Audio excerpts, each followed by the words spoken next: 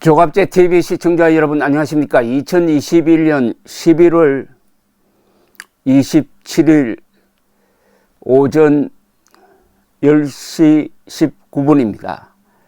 오늘 오전 서울 서대문구 신촌 세브란스 병원 장례 예식장에서 열린 전두환 전 대통령 발인식에서 이순자 여사가 유족 대표로 나와 인사를 했습니다.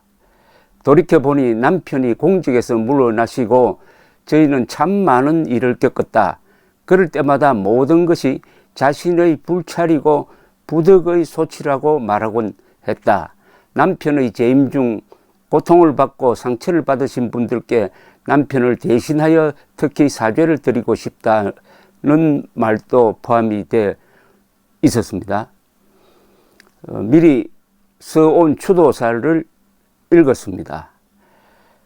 남편은 2013년 알츠하이머 진단을 받고 기억장애와 인지장애로 고생하던 중 지난 8월에는 다발성 골수종이라는 암 선고까지 받게 되었다면서 힘겹게 투병 생활을 인내하던 지난 23일 아침 재부축을 받고 자리에서 일어나더니 갑자기 쓰러져 저희 품에서 마지막 숨을 거두었다고 했습니다.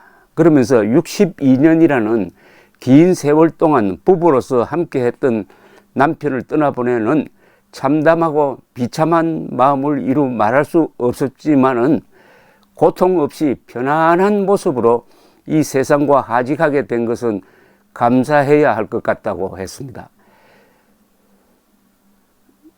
전 대통령의 유언도 전했습니다. 남편은 평소 자신이 사망하면은 장례를 간소히 하고 무덤도 만들지 말라고 했다면서 또 화장해서 북녘 땅이 보이는 곳에 뿌려달라고도 했다고 말했습니다.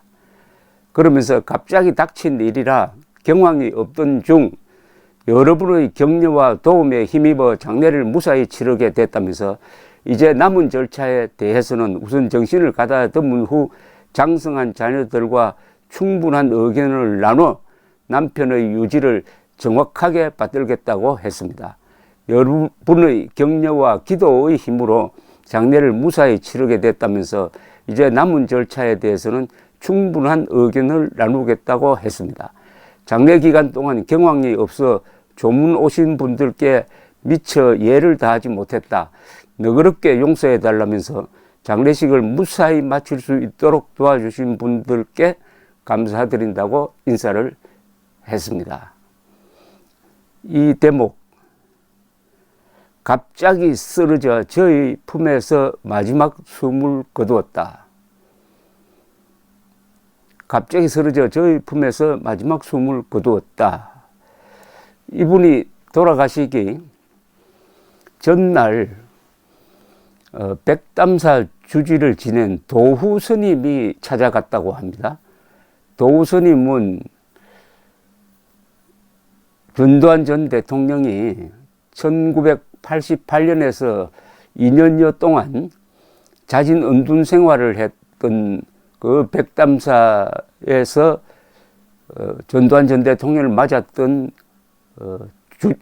당시 백담사 주지입니다. 이분의 말씀이 마지막으로 본 전두환 전 대통령은 아주 태연자약했다고 합니다. 고통을 잘 견딘다고 하니까 위로의 말씀을 전하니까 내가 백담사에서 수행을 했지 않습니까? 라고 이야기를 하더랍니다. 백혈병을 앓으면서도 누워있지를 않고 항상 서성대고 노래를 흥얼흥얼 했다고 합니다. 마지막에 이순자 여사의 품에 돌아가셨다는 말은 화장실에 가기 위해서 이순자 여사가 부축을 하고 가다가 전두환 대통령이 쓰러지니까 같이 쓰러졌답니다. 이순자 여사가. 그래서 팔베개를 한 상태에서 발베개 넘어지면서 팔로 전두환 전 대통령을 부축하니까 800회를 한 상태에서 돌아가셨다는 이야기입니다. 전두환 전 대통령은 이제 만 90에 돌아가셨는데, 이분이 어떻게 보면 저는 남자의 미학을 끝까지 유지한 분으로 봅니다. 한 번도 고통을 호소한다든지 약한 모습을 보이지 않고 돌아가신 분입니다. 그동안에 퇴임한 이후에 1988년 이후 33년 동안 겪었던 일은 인간으로서 참기 어려운 것이었습니다.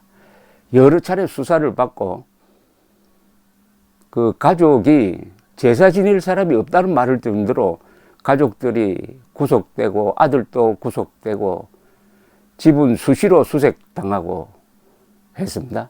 그리고 재산도 압류당하고. 그런데도 전두환 대통령은 항상 웃는 얼굴이었습니다. 그리고 유머 감각을 잃지 않았습니다.